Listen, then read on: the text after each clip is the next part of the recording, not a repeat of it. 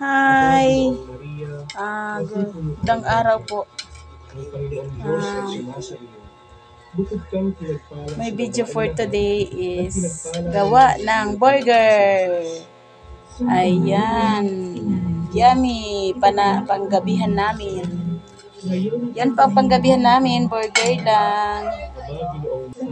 Ayan. Preparing sa aming hapunan. Burger lang. Ano po ang sangkap ng aming burger? May sibuyas, may kamatis, mayroong egg, ham, mayonnaise. Ayan po. Yan po ang aming sangkap sa aming, at saka mayroon siyang half-cook na repolyo. Ayan po mga sis. Pwede nyo siyang gayahin. Pwede nyo itry sa inyong diet. Ayan. May ham, may egg, may repolyo, may kamatis with mayonnaise, tsaka sibuyas. Ito na po siya. Wow! Nalagyan ng sibuyas. Wow! Ayan po.